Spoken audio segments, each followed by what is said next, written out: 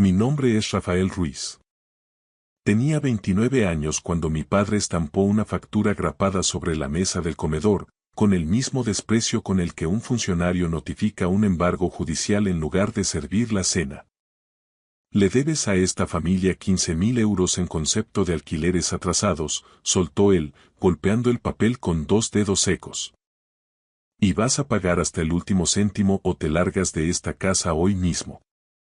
A mi madre ni siquiera se le mudó el gesto, no había ni rastro de vergüenza en sus ojos. Levantó su copa de vino, observando el trasluz del tinto, y añadió con una frialdad quirúrgica. Ahora cobramos intereses, un 13% mensual. Como un casero de verdad, Rafael. Sin favoritismos. Mi hermana, Belén, soltó una carcajada tan brusca que casi se le resbala el móvil de las manos. El historial crediticio de mi hermanito está a punto de entrar en números rojos, se burló, con los pulgares volando sobre la pantalla, ansiosa por convertir mi humillación en el cotilleo de la noche. Entonces, mi padre deslizó una segunda hoja sobre el mantel. Un plan de pagos con columnas nítidas, fechas de vencimiento y sanciones por demora. Los primeros 1.500 euros vencen este sábado, sentenció sin mirarme a los ojos. Si fallas en un solo pago, vendemos tu coche. Está a mi nombre, no lo olvides. Mi tío Raimundo, que siempre aparecía sin invitación cuando la miseria ajena estaba en el menú, asintió con esa suficiencia moral de quien se cree un predicador. La mano dura es lo único que entienden los mantenidos, murmuró entre dientes. Me quedé mirando la factura y fue entonces cuando el aire se volvió pesado. En una letra minúscula, casi imperceptible al final de la página, noté una marca de tiempo de una copistería de Chamberí, aquí mismo en Madrid. El documento había sido impreso 13 días atrás. Eso era incluso antes de que yo apareciera en la puerta con mis cajas de mudanza bajo el brazo tras perderlo todo. No había sido una reacción espontánea a mi regreso, era una estrategia de caza. Habían preparado la mesa, invitado al buitre de mi tío, ensayado sus frases y esperado a que me sentara a cenar para ejecutar una emboscada perfectamente coreografiada. No grité. Mi silencio fue lo que más pareció incomodarlos. Simplemente solté el tenedor, doblé la factura con una calma que no sentía y recorrí la mesa con la mirada, memorizando cada rostro, cada gesto de traición. Mi padre, Tomás, parecía satisfecho, como si finalmente hubiera encontrado la forma de ponerle un precio de mercado a mi obediencia. Mi madre, Elena, mantenía esa expresión gélida que reservaba para cuando quería que su crueldad pasara por pragmatismo. Belén me apuntaba directamente con la cámara de su móvil, fingiendo que revisaba mensajes mientras grababa mi caída en directo. Y mi tío seguía allí, el mismo hombre que le debía dinero a medio barrio y que nunca en su vida había devuelto un favor, asintiendo como si fuera un juez de ética. ¿Has diseñado una hoja de cálculo para extorsionar a tu propio hijo? Pregunté finalmente. No, respondió mi padre de forma tajante. He hecho una hoja de cálculo para un adulto que cree que puede usar esta casa como un hotel gratis cada vez que la vida se le pone cuesta arriba. Volví a leer los conceptos. Alquiler, suministros, tasa de inconveniencia, ajuste por demora, y un concepto delirante. Recargo por estrés emocional. Se había inventado cifras de la nada solo para llegar a la redonda suma de los 15.000 euros. ¿Estrés emocional? Repetí con una punzada de incredulidad. ¿Tienes idea de cuánta ansiedad nos has causado todos estos años con tus idas y venidas? Intervino mi madre, sin parpadear. Sinceramente, deberías dar las gracias de que papá no te esté cobrando por meses de almacenamiento de tus trastos, bufó Belén.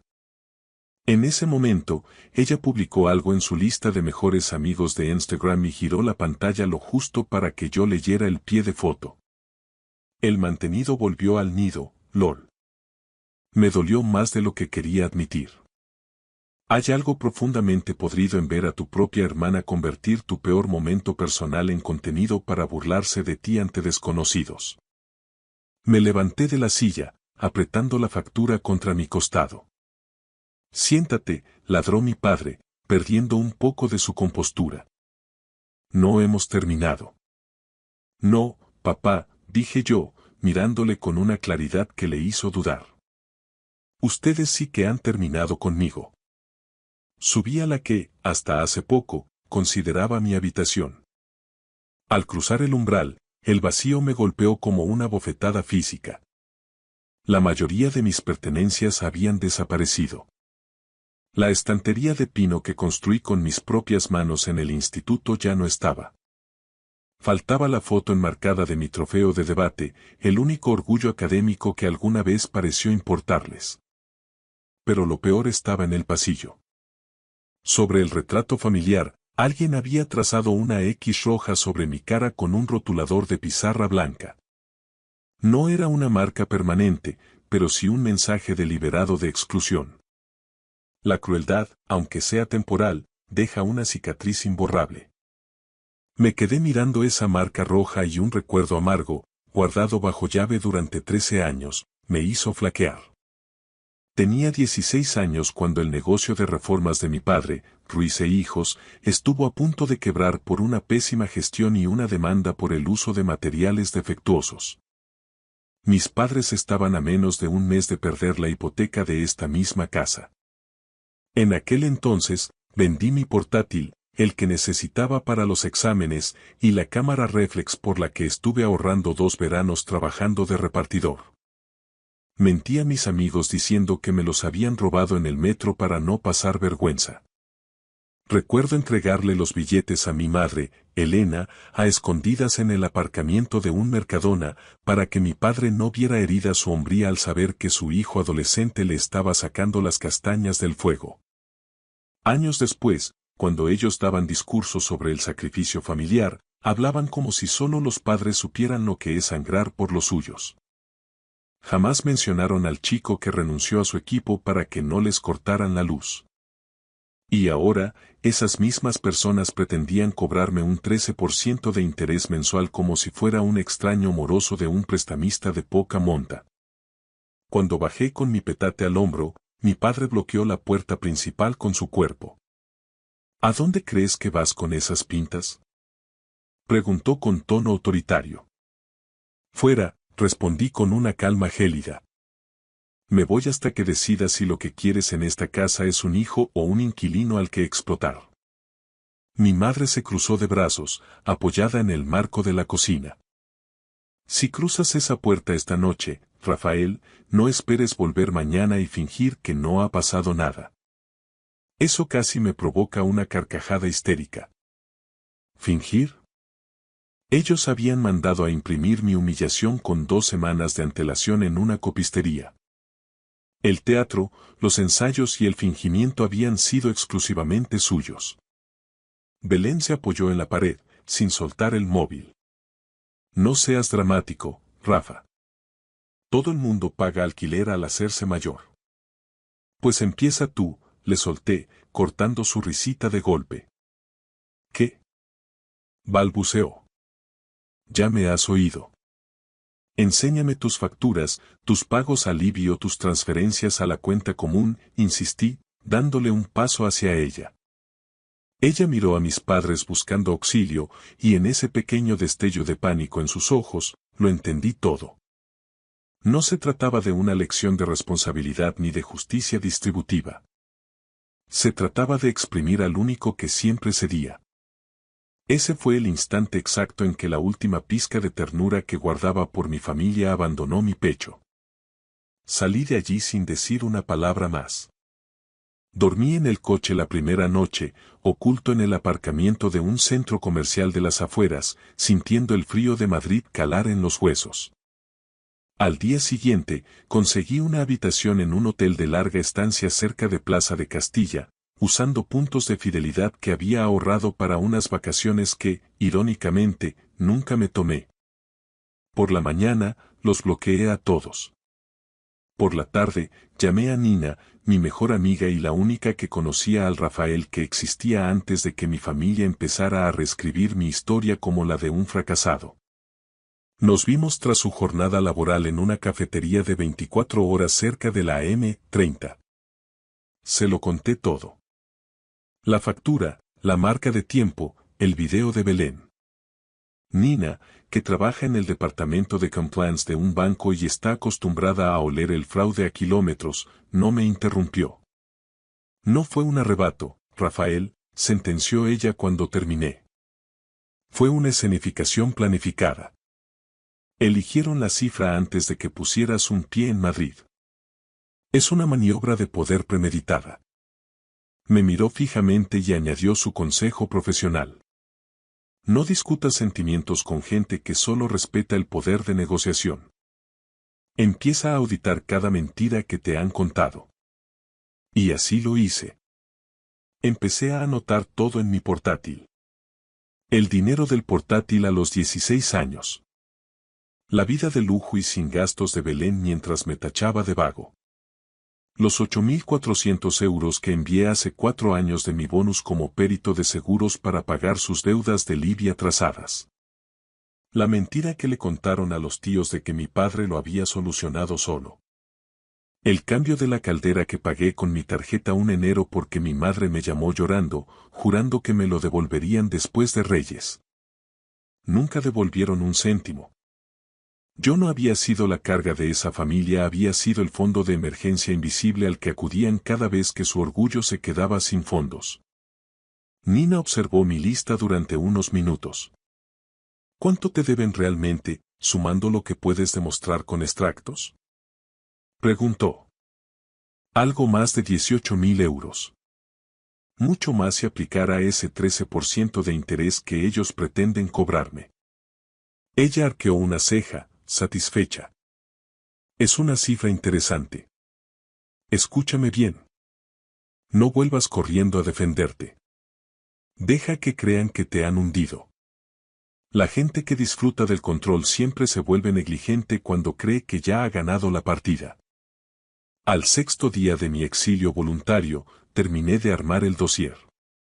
Reuní capturas de pantalla, extractos bancarios de la última década, correos electrónicos antiguos y fotos de confirmaciones de transferencias que ellos creían olvidadas. Una imagen pesaba más que todas las demás. Una captura de hace 4 años que mostraba una transferencia de 8.400 euros a la cuenta personal de mi madre con el concepto. Ivy, pagó hoy. Urgente. Adjunta estaba su respuesta por WhatsApp.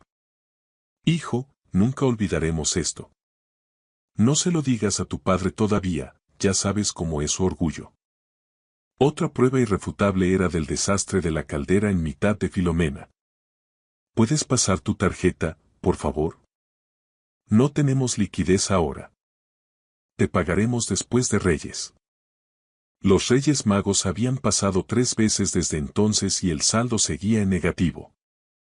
Pensé que me sentiría poderoso al ver todas esas pruebas juntas, pero lo que sentí fue náuseas. Los documentos son brutales cuando demuestran que tu familia te quería más cuanto más útil les resultabas. El domingo llegó el primer mensaje desde la casa. No fue de mis padres, sino de Belén. ¿En serio sigues de morros? Papá dice que el primer plazo de la lista ya ha vencido. No tenses más la cuerda, anda. Me reí con tanta amargura que la pareja de la mesa de al lado en el hotel se giró, incómoda. ¿Plazo vencido? ¿Le debía dinero a personas que me debían a mí más de lo que figuraba en su factura inventada? No le respondí a ella. En su lugar, le envié un mensaje directo a mi padre. Mañana, 19, en la cocina. Que estén todos presentes. Respondió en menos de un minuto, bien. Trae el primer pago en efectivo. La noche siguiente, entré en aquella casa blindado con mi ropa de trabajo. Pantalones de vestir azul marino, camisa blanca impoluta y mi placa de perito de seguros colgada del cinturón. Quería que vieran exactamente al profesional que habían intentado pisotear. Mi padre, Tomás Ruiz, presidía la mesa. Mi madre, Elena, estaba a su lado, evitando mi mirada. Belén se sentaba frente a mi silla vacía con esa expresión de aburrimiento impostado que pone la gente cuando cree que alguien va a entrar para pedir perdón.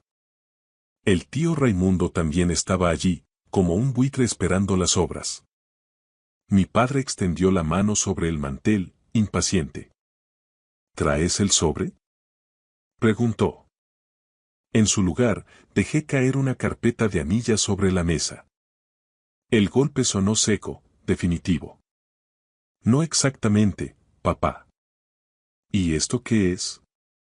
Frunció el ceño, sin tocar la carpeta. Documentación técnica. Una auditoría, respondí. Durante los siguientes 10 minutos, el único que habló en esa habitación fui yo. Fui desplegando recibos de transferencias, capturas con sello de tiempo, fechas de cargos bancarios y facturas a mi nombre. Les mostré el pago del IBI que salvó la casa del embargo, el cargo de la caldera, 2 transferencias de emergencia para facturas de la luz que llegaron con aviso de corte, y una copia del cheque que le entregué a mi madre tras liquidar una pequeña cuenta de inversión para que no perdieran la hipoteca durante el parón de la pandemia. Finalmente, puse la última página en el centro. Mi propia hoja de cálculo, detallando cada euro que yo había inyectado en ese hogar durante 7 años. Total acumulado a mi favor. 18.240 euros, sentencié. Más del 20% de lo que vuestra factura reclama. Elena palideció al ver el recibo del IBI. Tomás intentó recurrir a la ira antes de pasar a la negación absoluta. Esto es un ataque manipulador, Rafael, escupió con desprecio. No, le corté. Lo manipulador fue ir a una copistería de Chamberí a imprimir una deuda falsa antes de que yo pusiera un pie en esta ciudad. Eso le desarmó por completo. Sus ojos bajaron a la esquina de su propia factura, donde la marca de tiempo de la copistería seguía allí, brillando como una confesión de culpabilidad. Belén dejó de sonreír y soltó el móvil. ¿Queréis hablar de alquileres?, pregunté, elevando ligeramente el tono. Perfecto, hablemos de números reales. Pero antes de que cobréis un solo céntimo de mi cuenta, quiero una declaración firmada. Un documento donde reconozcáis que he rescatado financieramente este hogar en repetidas ocasiones mientras se me trataba públicamente como una carga. Elena recuperó el habla con voz temblorosa. No puedes obligar a tus padres a firmar un papel así, Rafael.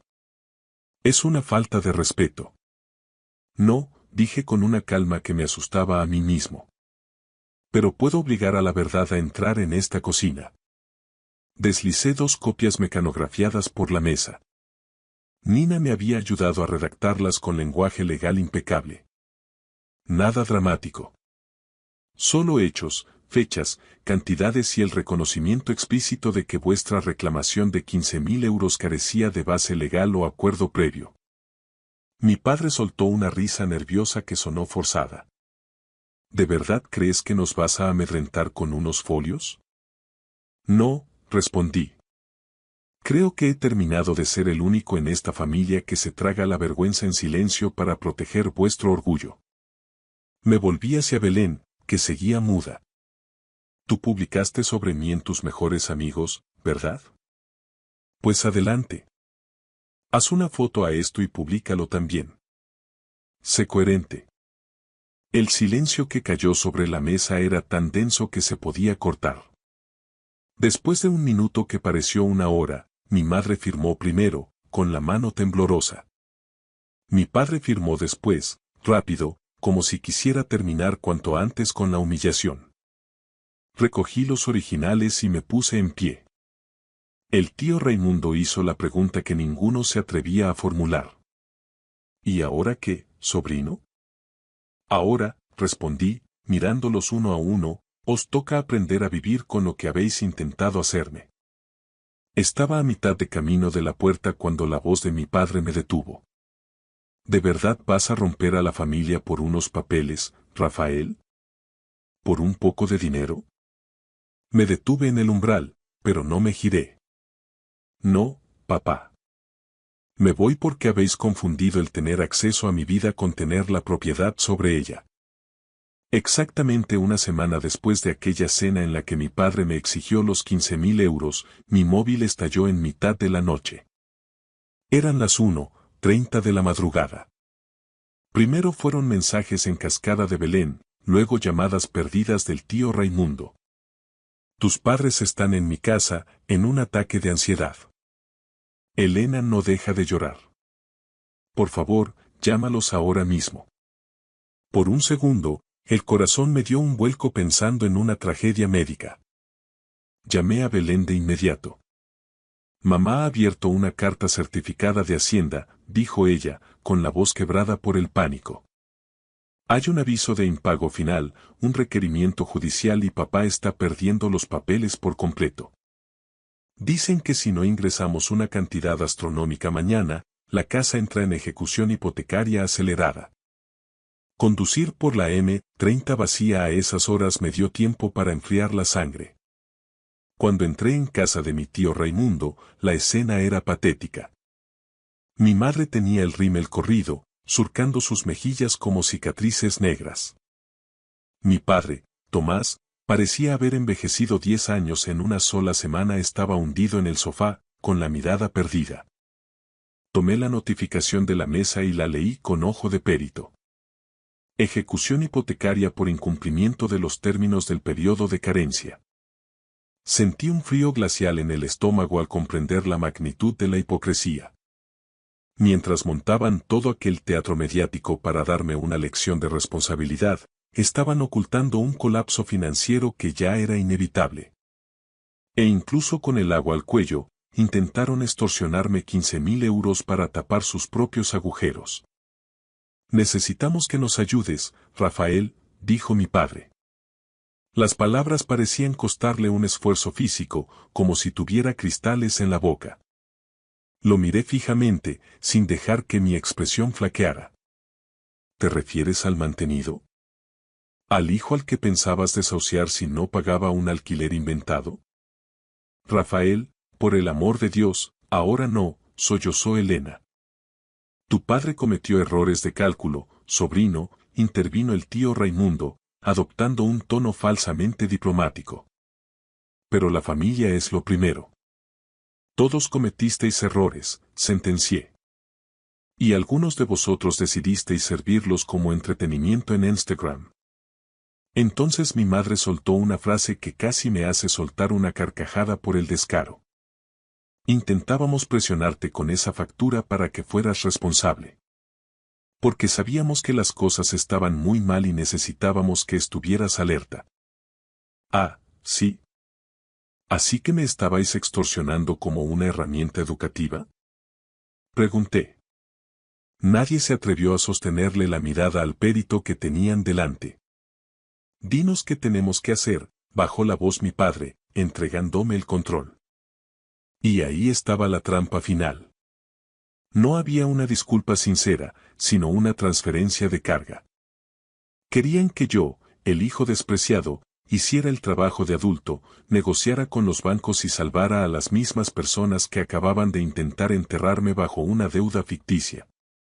Una parte de mí quiso dar media vuelta y dejarlos que se hundieran en su propia miseria. Pero otra parte, más fría y analítica, se dio cuenta de algo.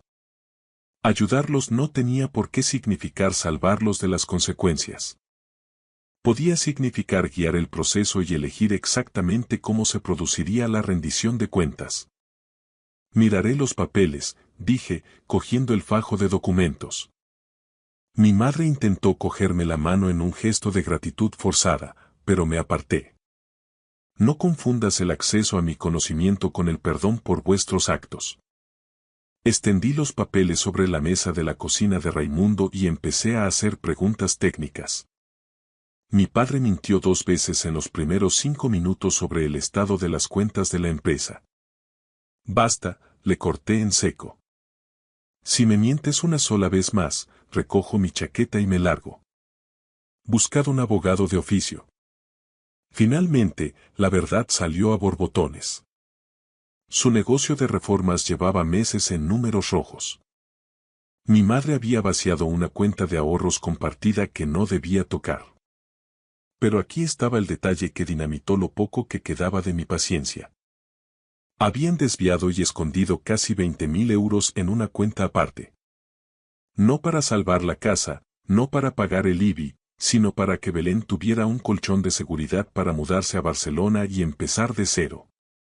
Dinero para la hija de oro, mientras al hijo Périto le exigían intereses del 13%. ¿Teníais 20.000 euros líquidos mientras me pedíais 1.500 para este sábado bajo amenaza de vender mi coche? Pregunté, sintiendo cómo se rompía el último vínculo. No era tan sencillo, Rafael.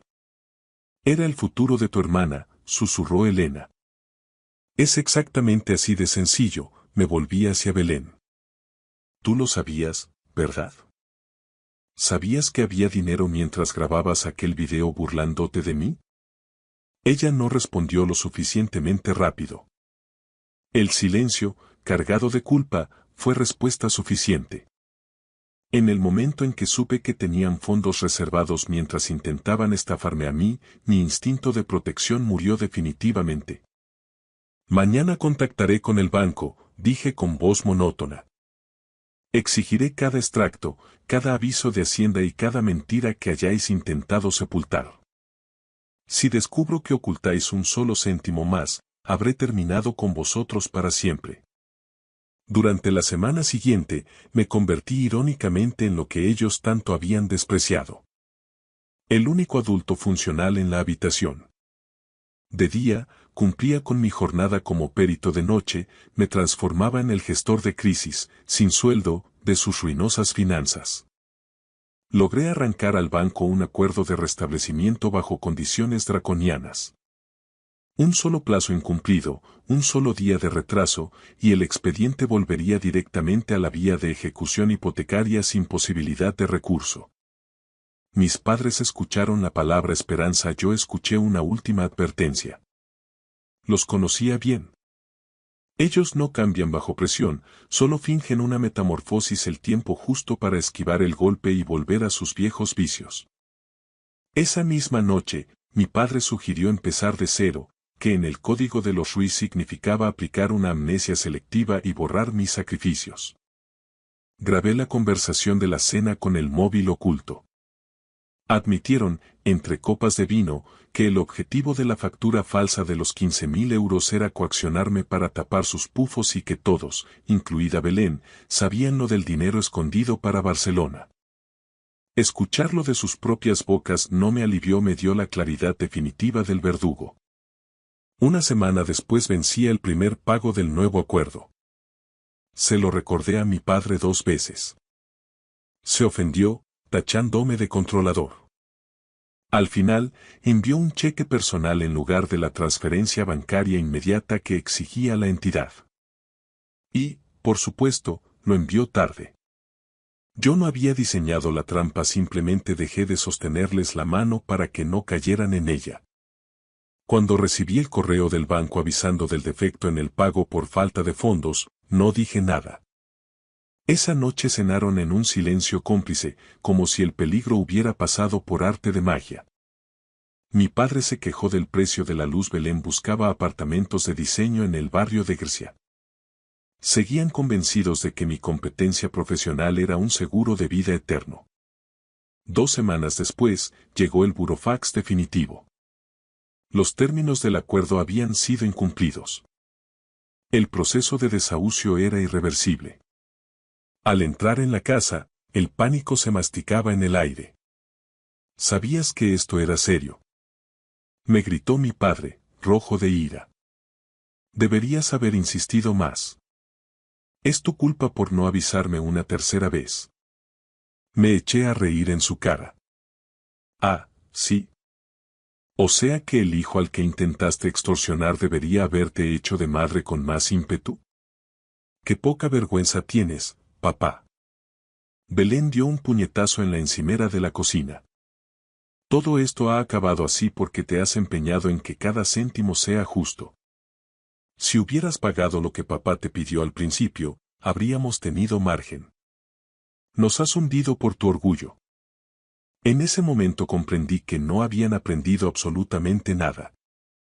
Me marché de allí para siempre esa misma noche. Antes de cruzar el umbral, miré el retrato familiar por última vez. Alguien había borrado la X roja de mi cara, intentando restaurar una armonía que nunca existió. Demasiado tarde. Hay manchas que no se quedan en el papel, sino en el alma. 30 días después, vi desde la acera de enfrente, apoyado en mi coche, como la comisión judicial pegaba el aviso de desahucio en la puerta de la casa donde crecí. Mi madre suplicó a los funcionarios, mi padre me señaló con el dedo, acusándome ante los vecinos de haberles dejado perder el techo. Les respondí con la verdad. Ellos habían perdido la casa hace años, yo solo había dejado de mentir sobre quién iba al volante hacia el abismo. Una semana antes del desalojo total, hice una última transferencia. 15.000 euros exactos. No a mis padres, sino a la cuenta de Belén. En el concepto escribí una sola palabra. Alquiler. Ella tenía una elección. Usar ese dinero para salvar la casa familiar y atarse al desastre de nuestros padres, o salvarse a sí misma y demostrar que era exactamente como ellos. Eligió Barcelona en menos de 48 horas. Firmó un contrato de alquiler en la ciudad condal y desapareció antes de que pusieran los precintos en la puerta de Madrid. Cuando mis padres se enteraron de que su hija de oro los había dejado en la calle con el dinero en el bolsillo, Elena se hundió. El tío Raimundo me llamó hecho una furia, gritando que le había tendido una trampa de moralidad a su sobrina. No, tío, le corté. Le di la misma oportunidad que ellos esperaban de mí, y ella tomó su propia decisión. Se llama responsabilidad. Mis padres intentaron difamarme, contando a todo el barrio que los había abandonado en la indigencia. No necesité grabar un video dramático, simplemente subí a un grupo privado de la comunidad de vecinos y conocidos la factura falsa de la copistería, el documento firmado donde admitían mis aportaciones pasadas y los audios de aquella cena. Comparto esto porque no voy a cargar con una narrativa falsa construida por personas que intentaron lucrarse a mi costa, escribí. La verdad tiene un peso propio. Mi padre perdió sus pocos contactos de reformas en el barrio. Mi madre fue apartada de sus tareas en la parroquia por el escándalo. E incluso Belén sufrió las consecuencias. Su nuevo empleador en Barcelona vio sus publicaciones antiguas burlándose de la miseria familiar y, temiendo por la reputación de la empresa, retiró la oferta antes de que empezara. Nadie tuvo que arruinarlos, ya venían arruinados de serie. La última vez que vi a mis padres fue frente al bloque de pisos de protección oficial al que se mudaron en las afueras. Mi padre parecía un hombre pequeño, vaciado de su arrogancia. Mi madre mostraba un cansancio que ninguna crema de marca podía ocultar. Ella me preguntó, con un hilo de voz, si podíamos empezar de nuevo. ¿Querías que aprendiera lo que es la responsabilidad, mamá?, le dije, ajustándome la chaqueta de perito. Pues aquí me tienes, aplicándola con rigor. Adiós. Y me marché sin mirar atrás. A veces, la justicia más pura no nace de la rabia, sino de dar un paso a un lado y dejar que la vida le cobre a cada uno la factura que se le debe. Gracias por escuchar la historia hasta el final. Dale like y deja un comentario. Suscríbete al canal y activa la campana para no perderte la próxima historia. Les deseo todo lo mejor.